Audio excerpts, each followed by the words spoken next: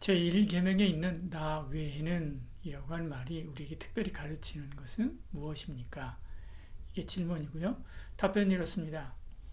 제1계명에 있는 나 외에는 혹은 내 앞에서 라고 하는 말은 만물을 보고 계신 하나님께서 어떤 다른 신을 두는 죄를 특별히 주목하시고 불쾌하게 여기신다는 것을 가르친다. 이것은 죄를 범하지 못하게 막으며 가장 파렴치한 격동으로 중대하게 보여줄 뿐 아니라 또한 우리가 주를 섬기는 일에 무엇을 하든지 그의 목전에서 하도록 설복시키는 논증이 될 것이다.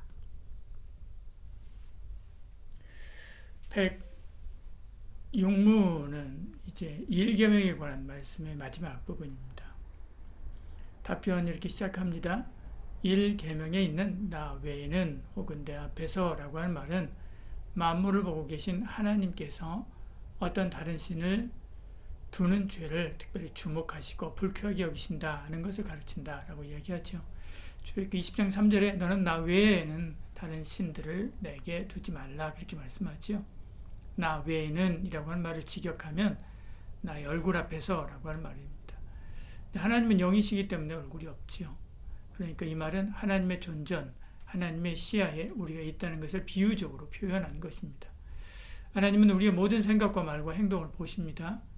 사실 우리의 전생애가 하나님 앞에 있는 거죠. 히브리서 4장 13절에 이렇게 말씀합니다. 지으신 것이 하나도 그 앞에 나타나지 않음이 없고 우리의 결산을 받으실 이의 눈앞에 만물이 벌거벗은 것 같이 드러나느니라 이렇게 말씀하죠. 그러니까 하나님 앞에서 죄를 숨길 수 없는 거죠. 생각하는 죄도 숨기지 못합니다. 그래서 음욕을 품는 것도 죄라라고 이렇게 말씀하죠. 우리의 모든 것을 다 아십니다. 시편 139편 2, 3, 4절에 이렇게 말씀하죠. 주께서 내가 앉고 일어섬을 아시고 멀리서도 나의 생각을 밝게 하시오며 나의 모든 길과 내가 눕는 것을 살펴보셨으므로 나의 모든 행위를 익히 하시오니 여호와여 내 혀의 말을 알지 못하시는 것이 하나도 없으시니이다. 이 말씀합니다. 아담과 하와를 보십시오. 몰래 선악과를 먹었습니다. 하나님께서는 재고조사를 하지 한 것도 아닌데 금방 알아봤죠. 요나를 보십시오. 하나님 명령을 버리고 몰래 도망한다고 했지만 도망하지 못했습니다. 하나님께서 물고기를 보내서 그를 붙잡아 오지요. 우리는 다 하나님 앞에 있습니다. 이 우주 안에서는 우리가 숨을 자리가 없습니다. 시편 139편 7절 8절에요. 내가 주의 영을 떠나 어디로 가며 주의 앞에서 어디로 피하리이까? 내가 하늘에 올라갈지라도 거기 계시며 수월에 내 자리를 펼지라도 거기 계시니이다. 이 말씀하죠. 그러므로 하나님 앞에서 도망가기를 멈춰야 됩니다. 포기해야 되지요. 모든 순간 하나님 앞에 있다는 생각으로 살아야 됩니다. 그리고 죄를 버려야 되지요. 특히 다른 신을 섬기는 죄를 짓지 않도록 조심해야 됩니다. 하나님께서 가장 싫어하는 죄이기 때문에 그렇지요. 답변에서 이렇게 이야기합니다. 이것은 이 죄를 범하지 못하게 막으며 가장 파렴치한 격동으로 중대하게 보여줄 뿐 아니라 이렇게 말씀하죠. 하나님께서 되게 싫어하신다라고 하는 말입니다. 에스겔서에 보면 이 죄를 하나님이 얼마나 싫어하는지 알 수 있습니다. 에스겔서 8장 5절 6절에요. 그가 내게 이르기를 인자야 이제 너는 눈을 들어 북쪽을 바라보라 하시기로 내가 눈을 들어 북쪽을 바라보니 제단문 어기 북쪽에 그 질투의 우상이 있더라 얘기하죠. 그가 또 내게 이르되 인자야 이스라엘 족속이 행하는 일을 보았느냐 그들이 여기에서 크게 가증한 일을 행하여 나로 내 성소를 멀리 떠나게 하느니라. 너는 다시 다른 큰 가증한 일을 보리라 하시더라 이렇게 말씀하죠. 질투의 우상이라고 말씀하죠. 그래서 내가 떠난다라고 이야기합니다. 이 우상은 당시 므낫세가 성전에 세워놓은 아세라 목상을 말합니다. 열왕기하 21장 7절에 보면 이렇게 말씀합니다. 자기가 만든 아루색인 아세라 목상을 성전에 세웠더라. 옛적에 여호와께서 이 성전에 대하여 다윗과 그의 아들 솔로몬에게 이르시기를 내가 이스라엘의 모든 지파 중에서 택한 이 성전과 예루살렘에 내 이름을 영원히 둘지라 이렇게 말씀하죠. 하나님께서 아세라 목상을 질투의 우상이다 이렇게 부르고 있는 거죠. 이렇게 하는 것은 하나님의 이 우상을 보고 질투를 느꼈기 때문에 그런 것입니다. 에스겔서 8장 3절에 이렇게 말씀하죠.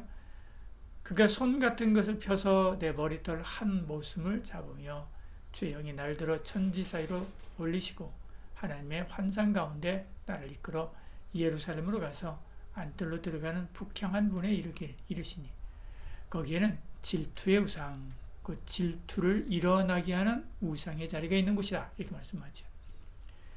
하나님이 화가 잔뜩 나가지고 에스겔의 머리채를 잡고 예루살렘을 가서 이 우상을 보여주면서 질투를 일어나게 한다라고 이렇게 말씀하고 있는 거죠. 왜 질투가 일어납니까? 사랑하니까 그런 거죠. 질투가 강렬하다라고 하는 것은요, 사랑도 그만큼 강렬하다라고 하는 의미입니다. 하나님이 우리를 이렇게 사랑합니다. 그런 우리가 하나님보다 더 사랑하는 것, 그런 것이 있다고 한다면 그것이 돈이든 성공이든 사람이든 취미든 부셔버리고 싶을 것입니다. 하나님의 질투심에서 치사함을 느끼지 말고요.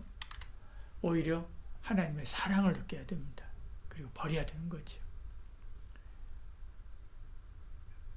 답변에 이어서 이렇게 이야기합니다. 또한 우리가 주를 섬기는 일에 무엇을 하든지 그의 목전에서 하도록 설복시키는 논쟁이 될 것이다 이렇게 말씀합니다. 하나님은 다 아시죠. 우리의 마음도 감정도 다 아십니다. 우리의 생각과 뜻도 다 아시죠. 역대상 2장 28장 9절에요. 내 아들 솔로몬아 너는 내 아버지의 하나님을 알고 온전한 마음과 기쁜 뜻으로 섬길지어다. 여호와께서는 모든 마음을 감찰하사 모든 의도를 아시나니 내가 만일 그를 찾으면 만날 것이요 만일 내가 그를 버리면 그가 너를 영원히 버리시리라 이 말씀하죠. 그러므로 온 마음을 다하여 하나님을 찾으십시오. 그럼 만납니다. 온 마음을 다하여 사랑하십시오. 그러면 하나님의 사랑을 느낄 것입니다. 온 힘을 다하여 섬기십시오. 그러면 하나님께서 부족함 없이 부어주시는 복을 경험할 것입니다. 솔로몬이 전무후무한 1000번째로 하나님을 기쁘시게 하니까요. 하나님도 그에게 전무후무한 복을 부어주셔서 부강하고 평강하게 한 것을 보지요. 무엇을 하든지 하나님 앞에 있습니다. 이 사실을 늘 기억하고 하나님의 존재를 깊이 인지하고 살아야 됩니다. 그것이 코람데오의 삶이죠. 하나님 앞에서의 삶입니다. 우리의 말과 행동이 하나님의 뜻에 어긋난다면 하나님은 아무리 작은 죄라도 보시고 아신다고 한 사실을 기억해서 범하지 않을 것입니다. 우리의 신앙과 괴로움도 다 보고 계시기에 하나님 매 순간 우리를 선한 길로 인도하신다고 하는 것을 기억해서 환난 중에도 평강을 둘 것입니다. 이것이 주 안에 있는 사람의 행복이죠. 에녹이 그렇게 살았습니다. 그러다가 죽음을 보지 않고 하나님 품에 안겼지요. 저와 여러분도 그렇게 살아야 됩니다. 우리는 죽음을 딛고 하나님 품에 안길 사람이기 때문에 그렇습니다. 기도하겠습니다. 주님, 주님을 사랑합니다. 주님을 가장 사랑합니다.